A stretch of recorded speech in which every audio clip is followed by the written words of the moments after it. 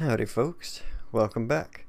I know it's been a few days. I wasn't feeling well there for a little bit, but I'm feeling a lot better now, so let's get back to it.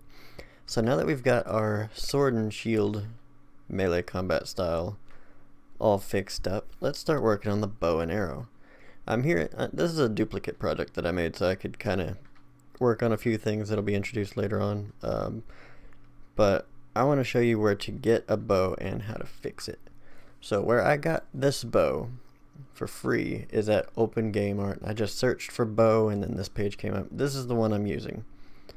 Now I didn't include this with the animation pack because I wanted to show you a few things and how you can fix up meshes yourself. So when I first imported it, it was like this. It was offset from its pivot point, which isn't really too much of a problem until you go to set it in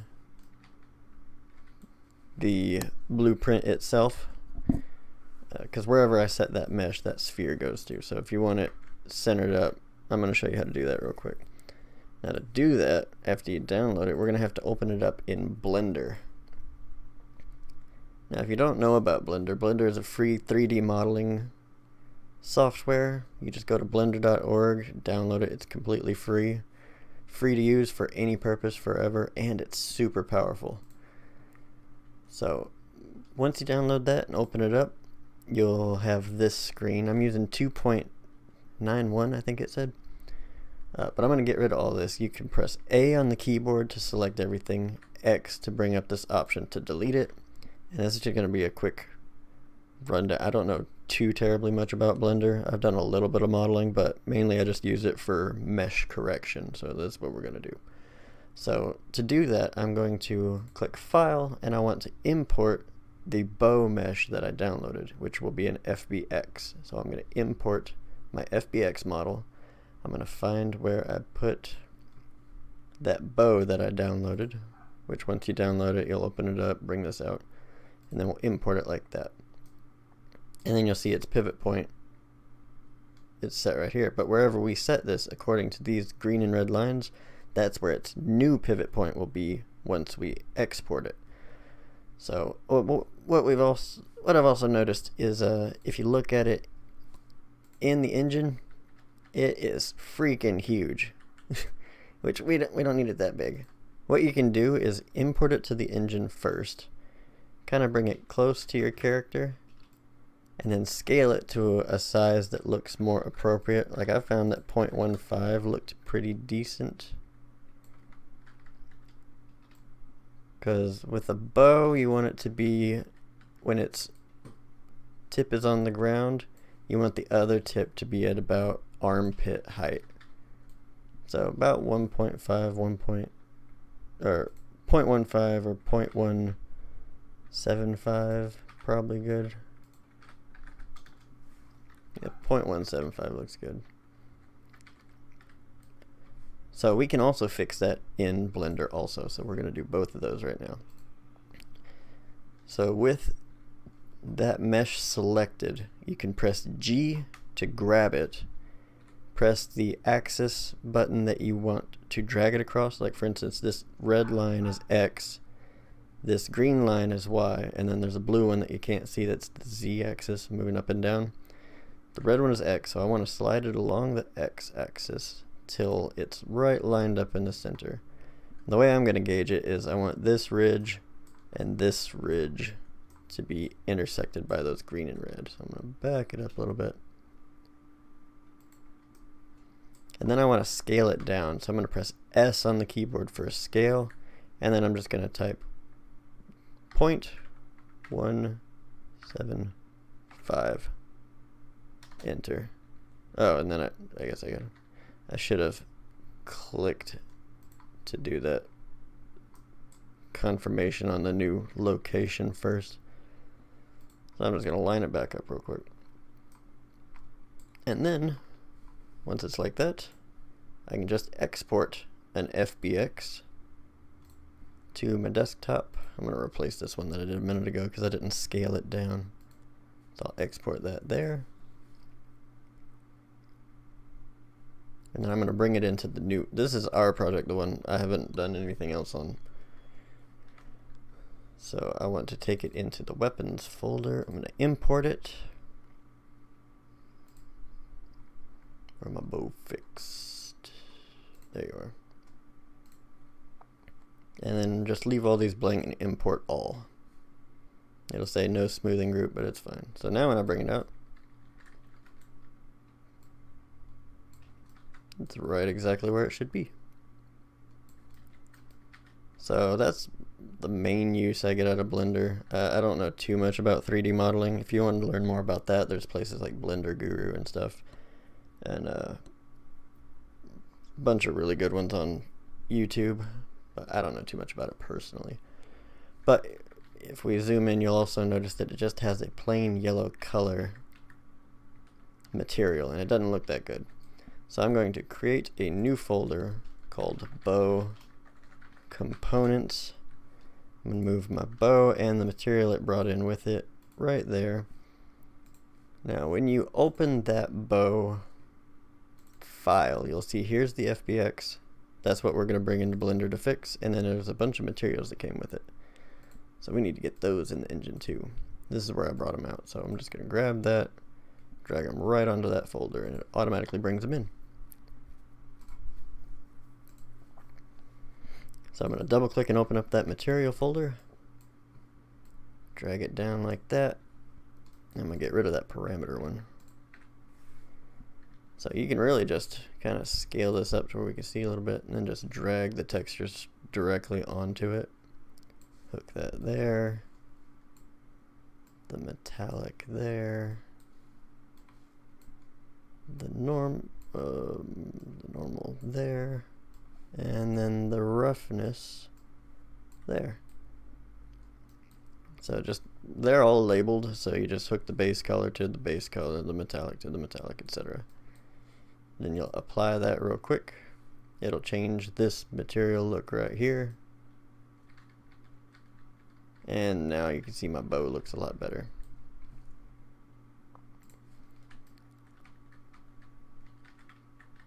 So now we can actually create the bow weapon. So I am going to duplicate, no, I'm not going to duplicate, let's see. I'm going to go find my base interactable, and I'm going to create another child blueprint of it called wood bow underscore BP. I'll move that into my weapons. Now when we set up the item type stuff, there was one thing I forgot to do. Like we have the sword, shield, the accessory. We also need two more. One for bow and one for arrows. So with that added in, that'll make it easier to later on actually equip the bow. I'm going to open up my wood bow BP, replace this treasure bag with that bow fixed mesh, and then I will set its item name. Oh, right, alright, let's also, in this one I haven't added to the data table either. So the item names, we also need to add wood bow, wood arrow, wood bow, wood arrow, which I'm calling it wood arrow because we're going to have like steel arrow and everything later on too. So you need to add an item type for the bow and arrow, and then the item names for the actual specific bow. Then we'll open up the item data table, and I need to add a couple more. So I'm going to add that for right now, just the bow. So this will be wood bow. Now remember, the row name has to perfectly match the item name, because otherwise it won't be able to pull the item from the data table. So the item class is going to be my wood bow, item name, wooden bow. Let's see.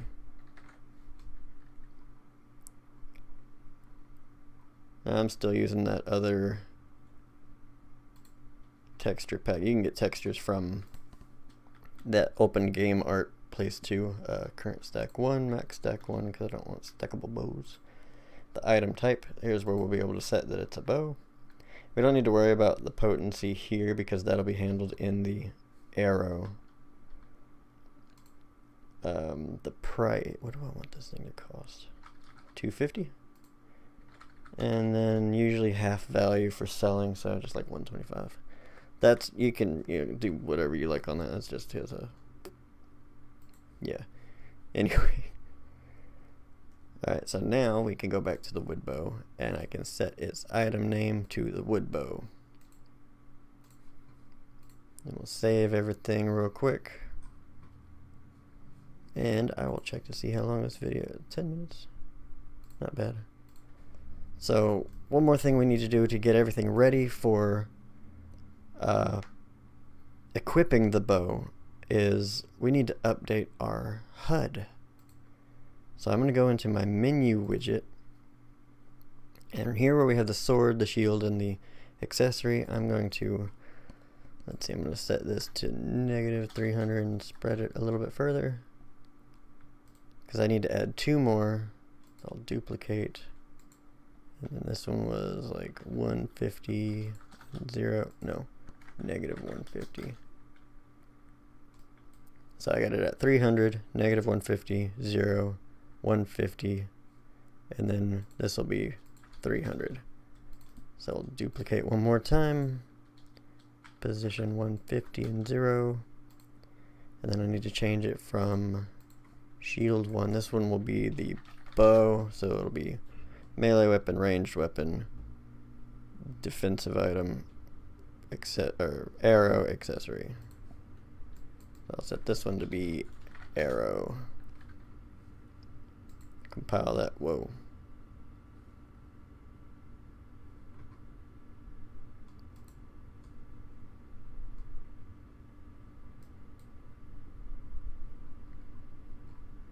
What?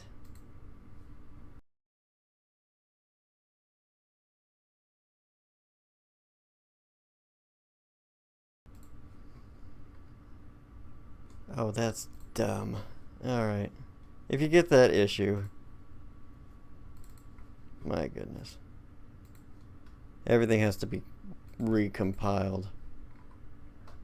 That was stupid. Alright.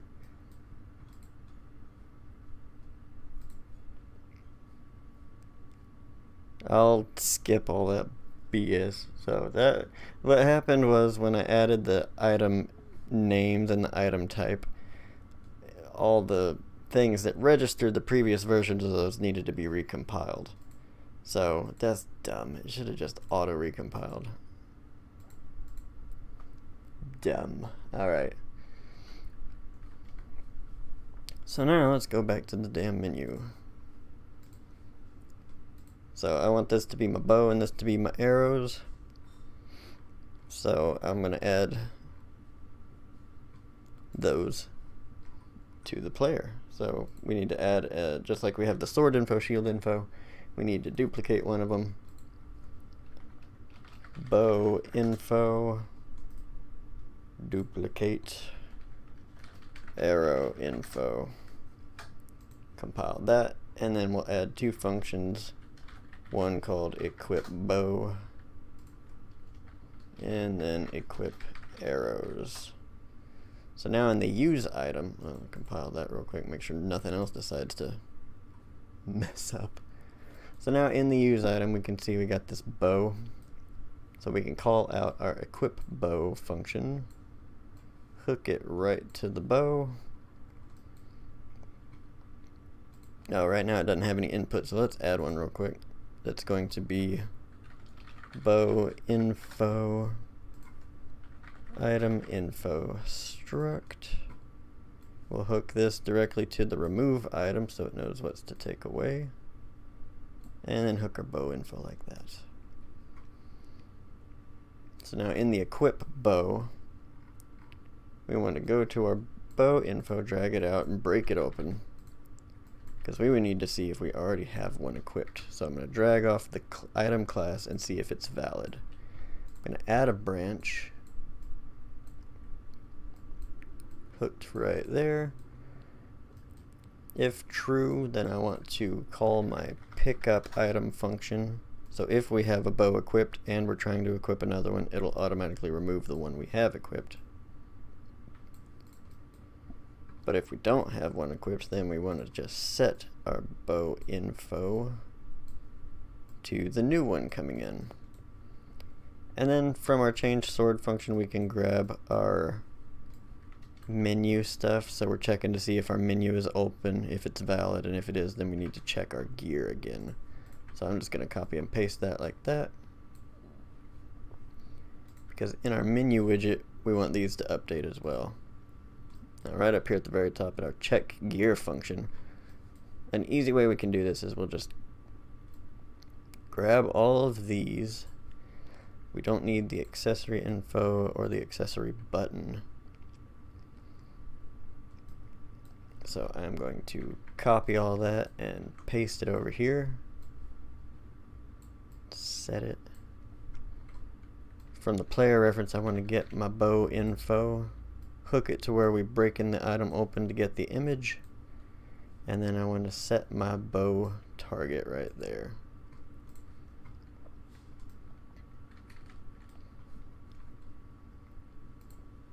So now, if I drag out my wooden bow, I can pick it up, use it, and it's equipped. And the next one, we'll start going through all the animations and everything. Wait, let's do the arrow real quick. So same thing, I'm just going to paste that. Arrow info hooked to the break item. Arrow button hooked to there. Oh, and then we need to set their, not visibility, but enabled status. So with my bow button selected, I'm going to create a binding. Drag out my player reference. Get bow info, break it open, and find out if it's valid. If it's valid, then we have a bow equipped, and we want it to return true. If we don't have a bow equipped, we want it to return false, so that it's grayed out. So I'm getting my bow info, breaking it open, checking the class validity, and then switching based on that value, that boolean. So we'll do the same thing real quick for the arrows. So under the behavior is enabled bind, create binding. Grabbing out my player reference, arrow info, breaking it open, checking if the class is valid. Doing a branch based on that boolean, if it'll hook, there it goes. If true, we want it to say yes, but I'm going to copy that first. And then if not, there it is. So now they're all grayed out, can't click nothing. I pick up my bow and equip it. There it is. I can do nothing if I click it. Which that's because I forgot to do my on-clicked event, which is going to be just like all this. So we'll go to the bow button and on-clicked. We want to get our player reference, get the bow info, break it open again, hook a branch, B left click, find out if this class is valid, because if it's empty, we don't want them to be able to click it at all. Even though it'll be disabled, this is just a nice way of checks and balances. So then what we want to do is we want to call our pickup item function from our player. If it is valid, hook that to true. Then we will set bow info to empty, and then just copy that check gear function. So what I'm going to do for the arrow one is I'm just going to copy everything except the bow info.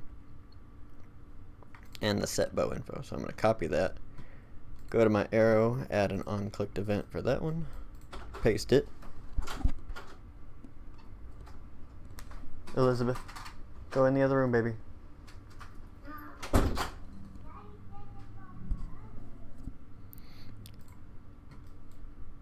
So from the player reference, I'm going to get my arrow info, hook it to the break item, and if true, the pickup info, the item info that we want to pick up is our arrow info, and then we'll set our arrow info to empty again, and then check gear. We haven't actually set up the arrows to be able to be picked up yet, but that'll come in handy later on. So now I can equip it, unequip it, equip it. I can't draw it yet, but that's what we'll set up in a next video. So, alright, that's how you can get a bow, fix its stuff up, and get it into your inventory and equipment menu. So the next one, we'll start setting up the actual drawing of it with the animations and all that. So, see you then. Bye-bye.